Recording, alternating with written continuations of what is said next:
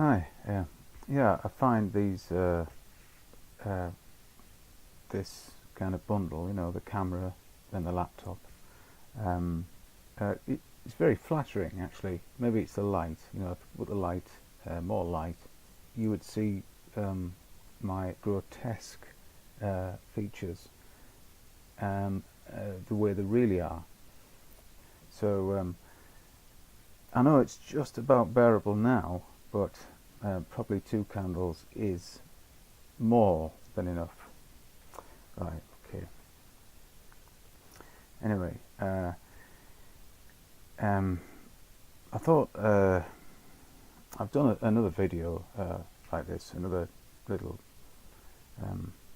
just a chat, about this. And it's not easy to talk about for me, so um, so here goes anyway. If anybody would like to know what is going on there, you can see the outline of a scar. It's not, well, I tell you, it's not just in the skin.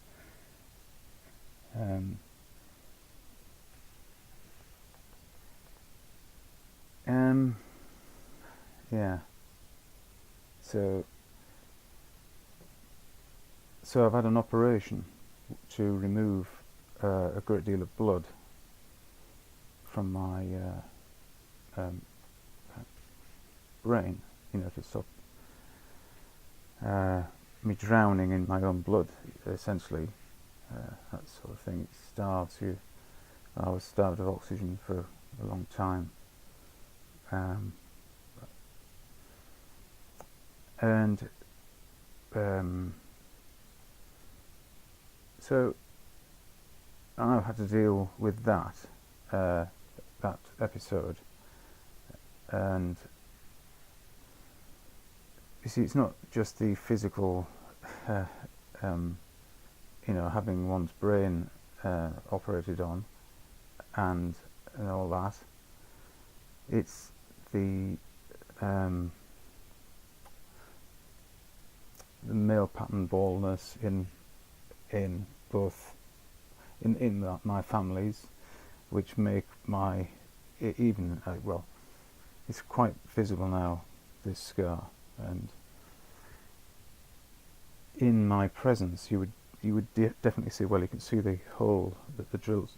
First of all, I presume the first of all just cut a slice down here, because the scar runs all the way down past my ears, and just peeled my skin back until they could get to the place to release some pressure straight away. Then they went in and took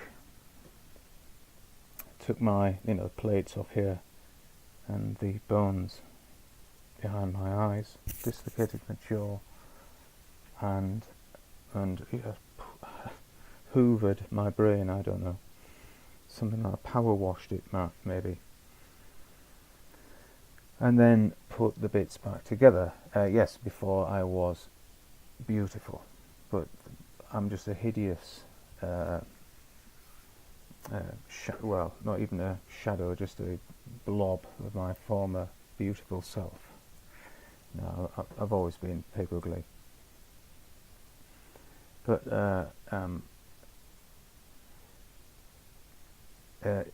so, like I say, it's not just the physical side of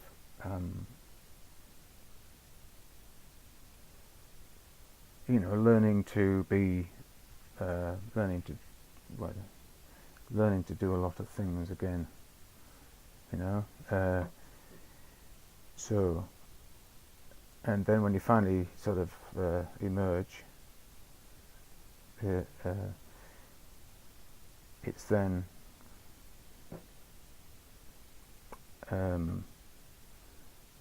you're faced with the reaction of people. Now, okay, people are already, the people you know and the people you you maybe don't know, but who know you, uh, because that's the way it works sometimes. Not that I'm notorious, I don't think. Maybe, I don't know. Around these parts, I've lived here most of my life, so I'm, a known person, definitely. But I'm not famous or anything like that. Certainly not. But as you know, but it's a very rural community, so we tend to know each other anyway. We see each other around, and that's what it's like. But I tend to keep myself at a low profile because I wear a hat mostly and work in a different area, so I don't, where nobody knows me really, and the people who know me well in that area know about this. I don't hide it,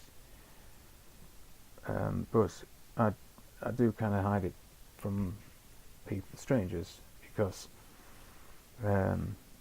well, I've had some reactions in the past that to just kind of upset you a bit, and I don't like dealing with that, and I don't like the fact that sometimes I feel as though I'm obliged to explain myself, or it depends in my mood, what mood I'm in. I don't telling people to fuck off isn't my thing, really. Not usually. You have to provoke me for me to do that. But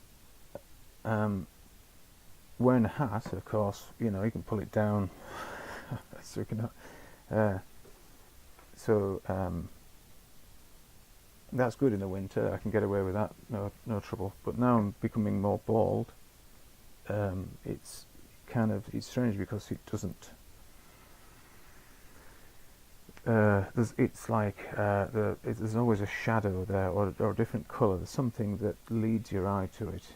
I understand that, because you can follow people's eyes when you're talking to them if you've never met them before. Even if you have, they go to your forehead and above. And of course, I understand, and for me not to would be ridiculous. You understand that, and I don't mind people. I want people to assess, because that's what you do. That's like a dog sniffing another dog's bum, that sort of thing. It's the visual thing with humans mostly, unless you stink of piss, which I don't. Well, at least not right now.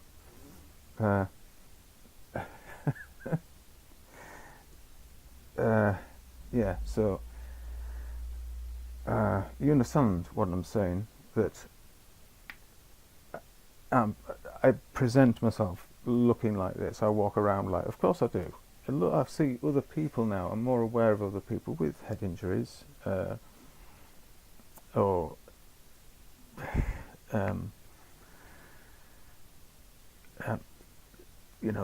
scars from brain surgery. I kind of sometimes even see them when they're under the people's, because mine was a little bit more hidden when it happened, because I was quite a bit younger. But yeah.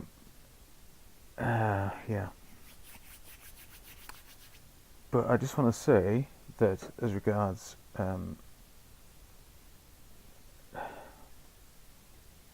well, how can you say that you see, this is of course a problem, because you don't really know what you were like before. Not really.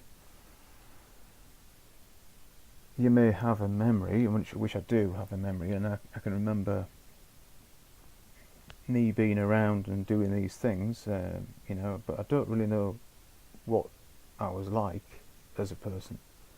I can't really remember that. I don't know whether my personality has changed. I don't know. I know I've become far more sensitive, not only just to light. I don't like bright light. I still like loud music, though.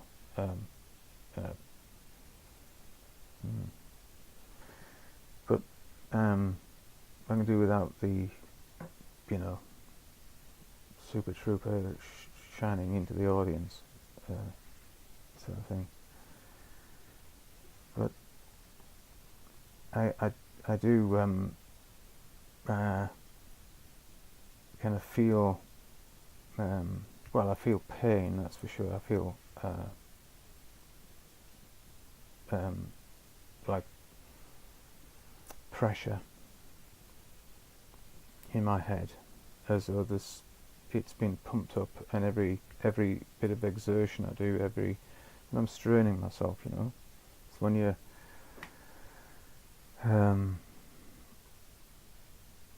well, if I was banging I'm a builder, I was a builder, so when I'm banging with a hammer, or you know, cutting a piece of stone, or every really real wallop was a painful thing to do. The impact, it resonated through, you know. It's like when you take a footstep, it was the same sort of thing.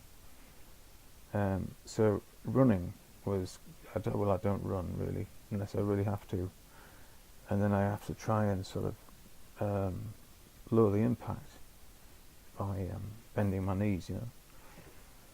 Anyway, what am I talking about now? I have no idea. I'm just trying to say that I have no problem with people looking at. If I'm walking around like this, people, you know, if I engage them anyway, and even if I don't, sometimes, of course, people will look at my scar and say, "Wow, whatever." But that's okay, because I would be the same. I mean, you can't ignore it. So if I'm walking around like this, do you think everybody's blind? No, they're going to see it. So I must be okay with it. You see, that's the message I'm trying to say. So if you look at it, that's fine, because here it is. So, and I am fine about that.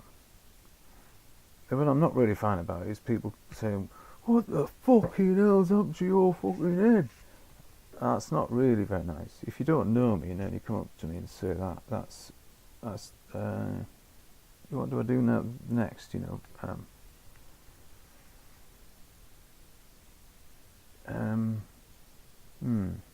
You see, it's not, I don't wear this as some kind of a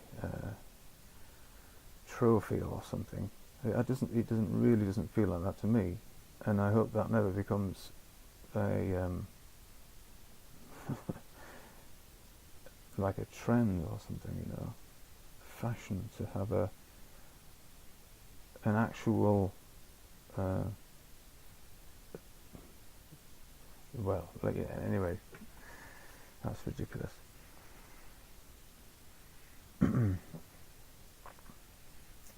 So yeah, anyway, again, I only get 15 minutes.